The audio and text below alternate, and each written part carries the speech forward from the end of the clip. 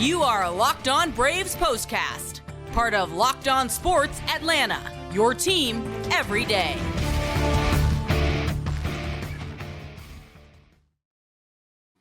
Hello and welcome into the Braves POSTCAST, part of the Locked On Podcast Network, your team every day. Grant McAuley, Jake Mastroianni coming your way after a win for the Braves out in San Diego, where they opened up a 3-game series, the final series of the first half for the Braves.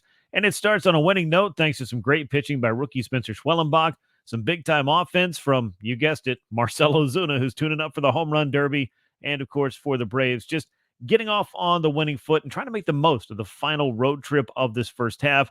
Good to see this victory and a lot of things to dig into on this edition of the Braves POSTCAST. Hit that thumbs up button. Subscribe to Locked On Sports Atlanta here on YouTube. Subscribe to Locked On Braves wherever you get your podcasts. We appreciate you making us your first listen of the day as well. And today's episode is brought to you by Booking.com. Booking.yeah. The right stay can make you a fan of any city, even your rivals. Check out Booking.com for your stay today. Jake, I don't know if you've been out to San Diego. I've been a couple of times, and I quite like it out there. So it's not going to be a tough sell. And I don't think it was a very tough sell for the Braves who rolled into town. Spencer Schwellenbach had things going on the mound, and at the plate, it was Marcell Ozuna who was right in the middle of some good stuff happening for the Braves as they flexed their muscles in this 6-1 win. Yeah, this one was a good one. Obviously, coming off the disappointing loss on Thursday, had a chance to win that series and weren't able to put a run on the board, similar to another game that I said wasn't going to mention again, with that White Sox game where they also lost 1-0 behind Chris Sale. But this one, they bounced back in good fashion, get the home run ball going again, and able to get this series off on the right foot. You know, I love a good 1-0 game, but the caveat to that is you want to be on the right side of it, and the Braves certainly weren't. Good pitching, though, by Max Fried and company. Just unfortunately, the offense wasn't able to get it going in the finale in Arizona. Were able to finally get it going in the middle innings here against the San Diego Padres. And I do want to talk about the offense, but as we've done many times this year, Jake, we got to talk about the pitching first. The headliner was Spencer Schwellenbach on this night. Last time he was on the mound, we were talking about the best start of his young career. I think once again, we find ourselves talking about the best start of Spencer Schwellenbach's young career. 7 innings, a career high, 1-run ball for him against the Padres. A very good outing and another great showing from a pitcher who really seems to be growing up and maturing and just adding to his arsenal as he moves along as a big leaguer in a very short amount of time. Yeah, and it's crazy. And it's just, I think it's one of the better stories of the year. I mean, it's a guy I liked coming into this year. I certainly, thought he had a chance to be a big part of this Braves rotation. Maybe starting in 2025, I never thought, the Braves would push him to this point. But, as we've seen, and we should know better by now, they can be very aggressive if they feel like a pitcher in particular, but they've done it with hitters as well. Von Grissom, Michael Harris. If they feel like a guy is ready and they have their good scouts and eyes on them, they see that they feel these guys can get it done at the big league level. They're not going to hesitate, especially in this window to win now. There's really no reason to waste those bullets. If you feel like they can get it done at the big league level. And there's been cases where that hasn't worked out as well. But Schwellenbach, I mean, I've talked about it a lot, just the maturity of this guy that we've seen for somebody that, is a little bit older as a college guy, had Tommy John after getting drafted, but just the experience hasn't been there. But, he's learning on the fly and he just seems to be getting better every outing. And this one is just another step in the right direction for him. Just, again, first time pitching through 7 innings. And I felt like he could have gone even more in this one. Yeah, he was very efficient, and I think that's something that he's really shown throughout the course of these starts. And yeah, there've been a couple of clunkers. He's had a couple of rough innings that have turned, even some outings that seemed like they were shaping up to be pretty good. Well, ultimately they looked pretty bad because of one bad inning. But if you watched him, and again, and I know this might sound kind of out there, but I'm sure you kind of feel the same way. The eye test of what you're seeing is what has you so encouraged about what this guy's capable of. The adjustments will come. The trust in his battery mate, the learning that he's doing, the on-the-job training that he's getting, leaning on some of these veteran pitchers as well. I know he's trying to pick the brain of just about everybody he can get close to for any amount of time. He's got a lot of resources there, and when you have this kind of talent, and Brian Snitker told me, I asked him what makes Spencer Schwellenbach a guy that, you see a lot in. What is it that you're most excited about, or what is it that you identify that's a top quality for him? And he said mound presence, and that's a big compliment for a 24-year-old pitcher who came in with fewer than 100 professional innings under his belt and is really learning, as you said, on the fly at the big league level.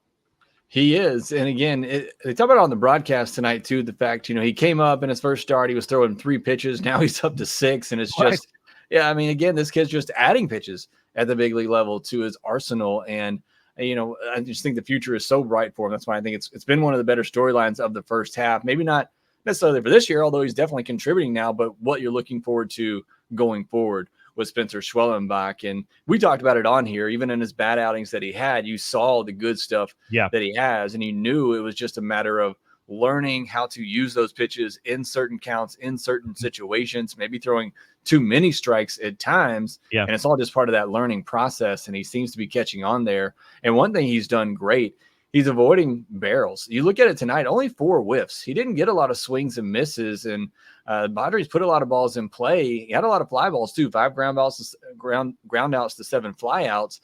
But he's able to miss the barrels really well. In fact, if he qualified, he'd be in the 94th percentile in barrel percentage against. So just with all that movement on those pitches, it's hard to barrel him up because you never know, is it going down? Is it going right? Is it going left? When you're throwing that many pitches and the way that he mixes them all in there. We talked about this last time. I think last time it was a little bit closer than this, but 22 4-seamers, 19 splitters, 17 cutters, 14 sliders, 14 sinkers. I mean, you're throwing that many pitches all about the equal amount of time.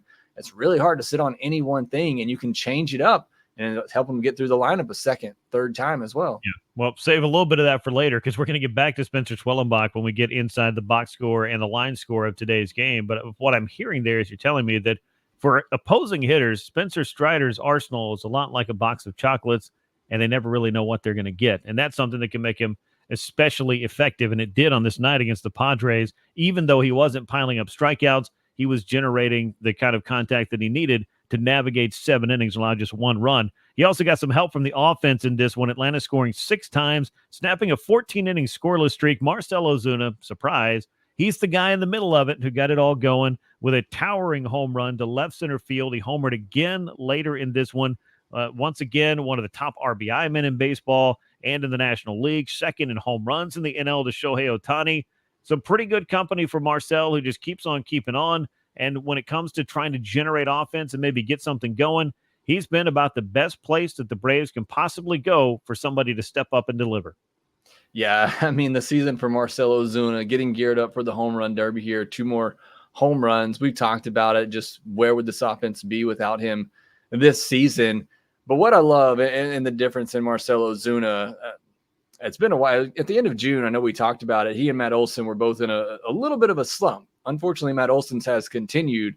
But both those guys have been hitting under 200 for about a week or so. Marcell Ozuna just flipped that. I mean, what you love about Ozuna now is that he may go into a slump for a week or so, but he's able to get right out of that. And that's just a big change you saw with him, last May. And, from that point on, it really haven't been too many slumps for Marcell Ozuna. It has just been a consistent hitter throughout. And, maybe the switch, we haven't never really talked about it, but the switch to becoming a full-time DH, not really worrying about the field, maybe that's had some sort of benefit too, just being able to focus on the bat. But it's really just been the consistency of Marcell Ozuna for over a year now that, again, maybe he has an off week, maybe a week plus, but he's not going to let it drag out for multiple weeks or a month at a time. And that's what you just love to see about this new version of Marcell Ozuna. Yeah, and it's hard to argue with the results, most certainly. I'm just curious if his snip bear is going to get the opportunity to go to the All-Star game as well, because it seems like since that guy showed up, some other decent things have happened for the rest of the Braves offense, but I don't know if he can get all of the credit. Marcell Ozuna wasn't alone on this night, though. The Braves very much able to put a crooked number up on the board that they needed to in that 5th inning. It got started with the Ozuna homer. A nice job of hitting by Travis d'Arnaud to not get a run. And then Orlando Arcia, the 2-run homer, first of his 2 hits on the night. Jake, it's been a rough go for Orlando. There's no 2 ways about it in the first half here. Offensively, he has been fighting it as much or more than just about any other Braves hitter this year. Good to see that. And hopefully Orlando's going to be able to maybe parlay this into a nice little close of the first half and perhaps find a way to get things going as the season wears on.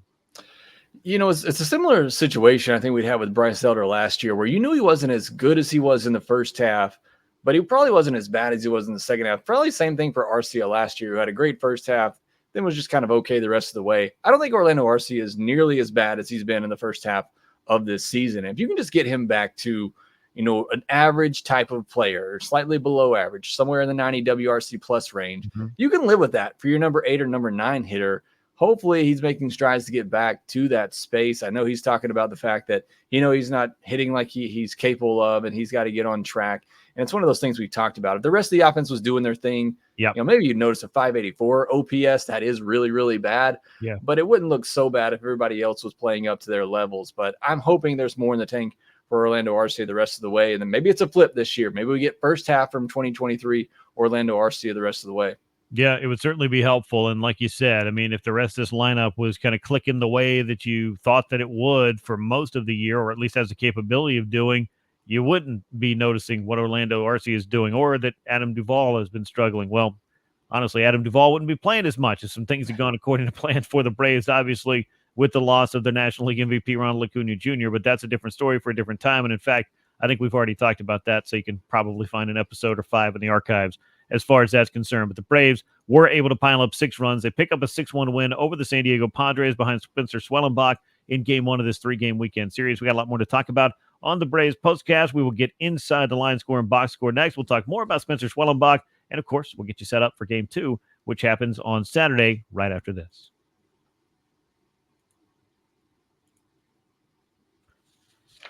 Summer travel is heating up, especially travel for baseball games, so it's time to explore those U.S. cities that you always secretly wanted to know more about. We're talking about your rival cities, of course, and with hotels, bed and breakfast, vacation rentals, resorts, and so much more on Booking.com, you might just find your perfect stay, even in your baseball city's rival.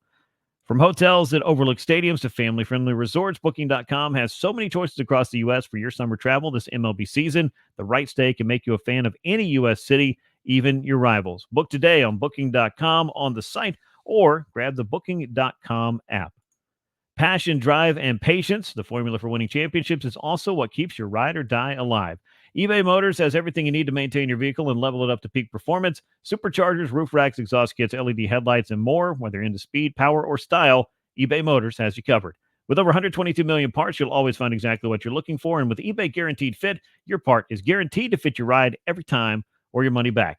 With eBay Motors, you're burning rubber, not cash. And with all the parts you need at the prices you want, it's easy to make your car the MVP and bring home the huge wins. ebaymotors.com. Eligible items only. Exclusions apply. eBay Guaranteed Fit is available only to U.S. customers.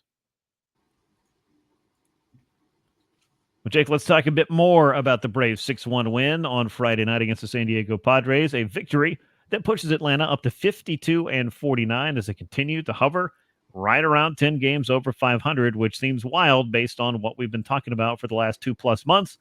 But here we are with just 2 games left in the first half, and the Braves very much trying to close it out with a series victory in San Diego. Took a nice step. 6 runs, 9 hits, 1 error for Atlanta. Only 2 men left on base for the Braves in this one. A run on just 5 hits and no errors for the Padres, who left 5 men on base against Spencer Schwellenbach and company. Padres dropped to 49-48. They have really hit the skids over the last week. It has changed the way that the wild card looks behind the Atlanta Braves, who have that top spot, of course. Padres were holding on to one for a while. Now the Mets have taken that from them, and the Cardinals hold that other spot. Spencer Schwellenbach, 7 innings of 1-run ball, gives him the victory. He's now 3-4, and it was Matt Waldron, the sometimes knuckleballer, who took the loss. 5-8 on the year for him as he takes that defeat. Joe Jimenez and Dylan Lee also tossing scoreless innings after Spencer Schwellenbach, but it was the Braves rookie starter who was once again the story in this one. We've dug into a bit of what makes him so successful, but 7 innings, 1 run, 3 hits, 1 walk, 3 strikeouts. It wasn't about, missing a lot of bats. As you pointed out earlier, not a ton of swings and misses, but what he has done really well is mix up that arsenal. 94 pitches, 62 strikes, stayed around the zone. I thought there were some times in this one, maybe it's just, and it was both sides, to be honest, he might have been getting squeezed just a little bit, but either way, Spencer Schwellenbach, and that I think is another thing that you can kind of credit him for. He just seems to not let that stuff bother him, just get right back in there and keep pounding the strike zone, whatever version of it he's working with, and was able to get some really good results. Yeah, the umpire in this one sometimes was given the bottom of the zone. Sometimes he wasn't. I know there was one walk that Schwellenbach had. The only walk that he had tonight, it could have been called a strike. Certainly looked like it touched the little box on the screen, which isn't always accurate, but still was a 50-50 ball at the very least and didn't go his way. It was his only walk of the evening, and he doesn't walk a lot of batters. But, just doing a good job, I think, staying around the edges of the plate and throwing quality strikes was, again, what we talked about. We know he can fill up the zone. can he throw some quality strikes, especially in those 2-strike situations, which he seemed to do. Only 5 hard hit balls on the night. So again, just creating that weak contact, getting that weak contact on these pitches. But what I continue to be so impressed by with him, and we've talked about this again, even in his bad starts where maybe he's given up a run or 2 in an inning, the fact that he's able to push through that and get through an inning and continue on and give the Braves some length is something that I've been really impressed with. And you look at the bottom of the 4th here, back-to-back doubles, Padres take the lead, and he gets the next 3 batters out. He just calms down, calmly collects himself, gets the next 3 guys out, finishes it with a strikeout on a good split changeup. And that's one of the major things that's been so impressive to me with Schwellenbach is just, as you talked about, what Snicker was talking about, his mound presence. He just doesn't seem to get too high or too low. Looks like things could get away from him there in that 4th inning, maybe unravel a little bit. And he just settles down, calmly gets the next 3 guys out, keeps it at a 1-run deficit, and allows the offense to go back out there. Ozuna, very first batter of the next inning, ties things up, and then the Braves go on from there. So again, just impressive every time out. You can tell with this kid, the stuff is there. He's got really good command of those pitches, really good presence on the mound as we have discussed, and feels like a future piece of this rotation. Yeah, and it seems like he's securing that spot in rotation, and we don't know what it's going to look like over the final couple of months. Clearly, despite losing Spencer Strider, it has been a strength. Schwellenbach has been a part of that strength for the Braves, certainly as they were trying to figure out what this 5th spot was going to look like. Thought maybe A.J. Smith-Shawver would get that shot, but he comes up, makes 1 start, strains no oblique. Now he is, working his way back, was briefly on the big league club as kind of a break glass in case of emergency relief option, but he's going to stretch himself out and get back to a starting role. Does he factor in the second half? We'll find out. Ian Anderson, we'll talk about a little bit later, is in the midst of his rehab assignment. That's another name to keep in mind. So the Braves, they do have some options, some quality options, but I think Schwellenbach has really pushed himself to the top of that list when it comes to that depth. Now, switching the side here for what went right for the Braves tonight, not just what was happening on the mound, it was what's happening at the plate. You mentioned Marcell Ozuna tying things up immediately after Schwellenbach allowed the first run of the game. Seems like he is tuning up for the home run derby. 2 of those tonight, 26 homers on the year. Ozuna also set a franchise record for the Braves for most RBI before the All-Star game, and he's got 2 days left to add on to it. He's up to 77 on the year. Just more impressive stuff from him. And, of course, you can't talk too much about Ozuna without pointing out that he wasn't the only guy hitting home runs on this night. Orlando Arcia had 2 hits, including a 2-run homer, his first since early June. So it had been a minute for Orlando as far as home runs are concerned. Elsewhere for the Braves, it was Travis d'Arnaud, Austin Riley also knocking in runs, and a 2-hit game for Adam Duvall. So there have been a few different guys that we've talked about over the last couple of weeks, over the last month or so, that have been getting things right. And certainly Duvall has started to show a little bit more of what he's capable of. And perhaps if you can get Orlando Arcia going as well, that 6 through 9 spot in the order, which has been a real tough spot or tough run for the Braves in their lineup, with Sean Murphy swinging the bat a little bit better. Maybe d'Arnaud jumps into that. And some of these things may just solve themselves by having some of these Braves hitters get right. As much as you've probably heard that this season, I still think that's going to be a big part of the Braves' success, is having the in-house guys get back to what I would say are more of their career norms. Yeah, we've talked about it some on here. I talked about it on the Mailbag podcast today. I did on Locked On Braves. It's nothing matters if these guys don't start hitting like they're capable of. I don't think the Braves are going to make a major splash at the deadline. I'd be surprised if they went out and got a Luis Robert type of player, caliber of player. I do think they'll make some moves, but none of that really matters if these guys, the regulars in the lineup, don't start hitting like they're capable of. So it's good to see some of that coming around. We're going to touch on Ozuna one more time because how amazing he's been. Why wouldn't you?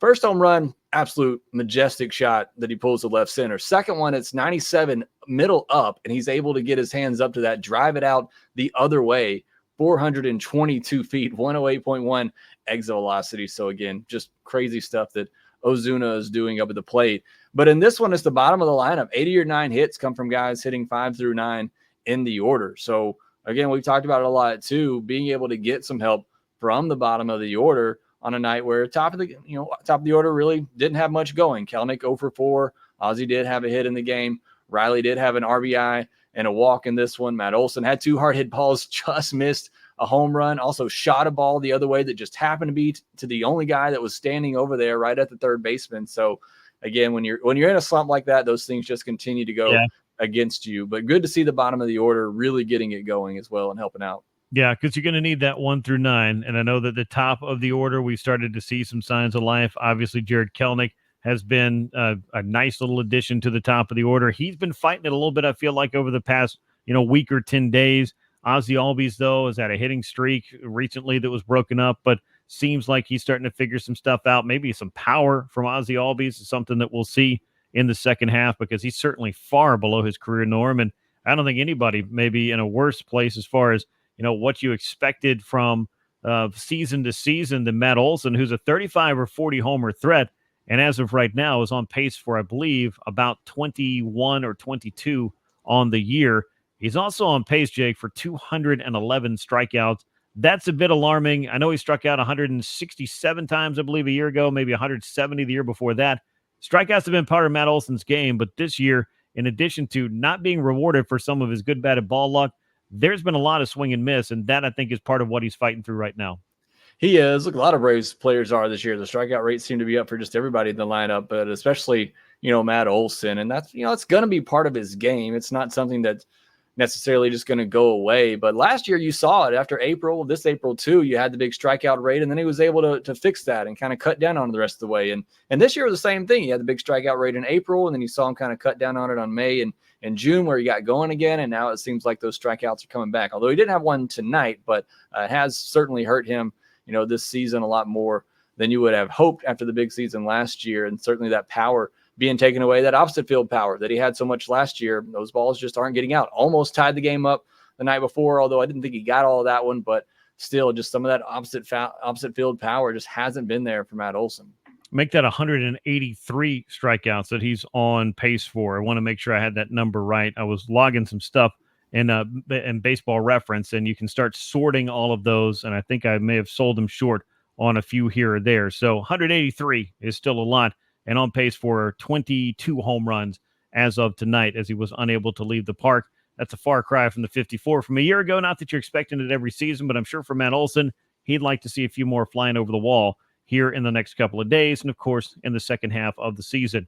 When we come back on the Braves Postcast, we will get into some other things that you need to know about, particularly down on the farm where Ian Anderson continued his rehab assignment, and of course get you ready for Game 2 of the series, which happens on Saturday at Petco Park. That comes your way next on the Braves Postcast. Here on the Locked On Braves Postcast, we pride ourselves in getting you the latest news for your team, whether it's the offseason, the draft, which is coming up, spring training, or the playoffs. It's a year-round thing. And you know what else is year-round? Is collection season. Just because tax season is over doesn't mean the IRS will stop coming after you for unfiled taxes. The IRS can garnish your wages, levy your bank accounts, and even seize your property. Don't let the IRS target you. Let the licensed professionals and tax experts at Tax Network USA go to bat for you. With over 14 years of experience and an A-plus rating by the Better Business Bureau, Tax Network USA has saved their clients over $1 billion in tax debt. Whether you owe taxes, have complicated matters that require tax planning, or finally hit that parlay this season and you just need help correctly filing, call 1-800-549-1000 or visit tnusa.com/lockedon. With Stitch Fix, you get a stylist who understands your style, size, and budget, and they do all the shopping for you. It's the easiest way to update your wardrobe this season. Easily upgrade your wardrobe this year with a professional stylist that helps you find new, on-trend favorites that work for you. And if you don't love something, you just send it back. Shipping, returns, and exchanges are always free. Style that makes you look or feel as good as you look, that's the best time to get started with StitchFix.com. Right now, go to StitchFix.com/MLB. Get $100 off. That's $25 off your first 4 fixes for a limited time. StitchFix.com/MLB for $100 off. StitchFix.com/MLB. Must redeem within 7 days of signing up. Offer does not include kids fixes. Well, the Braves would like to find themselves an offer that includes a series victory in San Diego, and they'll be looking to redeem it behind Reynaldo Lopez, who is heading to an All-Star game, and should be exciting to see how he closes out his first half with his start on Saturday. Before we jump into Game 2 of the series, though, there was one other game of interest for Braves fans, I think, to be keeping an eye on Friday night. Up in Rome, it was Ian Anderson on the mound for the High A Emperors. 4 1/3 innings, 2 runs on 6 hits, no walks, couple of strikeouts for Anderson, who reached the 60-pitch plateau in this one as well for the first time, and it comes in his 3rd rehab start. Jake, we talked a little bit about what Spencer Schwellenbach has done. The Braves rotation has been a strength all year long. The depth has been tested by injuries to first Spencer Strider, later on A.J. Smith-Shawver, and we know that this depth is valuable over the course of the year. But flashback to a year ago, we thought maybe Ian Anderson would be able to eventually find his way back to the big leagues, and it turned out that once he was optioned to the minors in spring training, his season was pretty much over then with Tommy John surgery. It would be a big boost to get a guy like Anderson back and just have him available as you try to figure out and navigate those innings in the second half, particularly because guys like Reynaldo Lopez and Chris Sale, you are trying to kind of govern their innings, if you will, and it could go a long way, maybe be mutually beneficial to do so by finally getting Ian Anderson back in the mix and getting him some innings for the first time in the big leagues since 2022. Yeah, and Schwellenbach as well, only 65 professional innings coming into this season. So as well as he's pitched, I don't know what the Braves are going to do with him in the second half. So you're going to need some other guys. You're going to need Bryce Elder. You're going to need Ian Anderson, maybe an A.J. Smith-Shawver, maybe Waldrop gets back up there. Fortunately, the Braves do have some depth. Ian Anderson certainly would be one to add to that with just the experience that he has, the postseason experience that he has. So certainly it would be great to get him stretched back out, hopefully get him going in the right direction. You know, he's struggling a little bit even before the injuries. The Braves had sent him down. So want to see him get back healthy, get back pitching like he's capable of, and just really adding depth for this Braves pitching staff going into the trade deadline where, you know, maybe you don't feel like starting pitching might be a need for you. Obviously, you want to try to get as much depth as you can because you don't know what's going to happen in those final 2 months. And unfortunately, pitcher injuries are a thing. But great to see Ian Anderson making his way back, just adding to the depth for the Braves starting pitching. Yeah, and somebody who you mentioned has some postseason success. Never hurts to have those guys hanging around just to be an option in case something weird happens in the postseason when it comes to scarcity of starting pitchers. That's a story that the Braves have had to deal with far too many times over the last 3 years, though.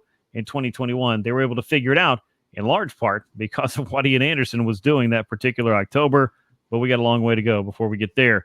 Braves have a chance to win this series with a victory behind All-Star Reynaldo Lopez on Saturday. He has absolutely been as good as anyone could have reasonably asked or expected. Really, he's over-delivered as far as that's concerned. A chance to close out the first half with another win for Lopez will be his 8th of the year.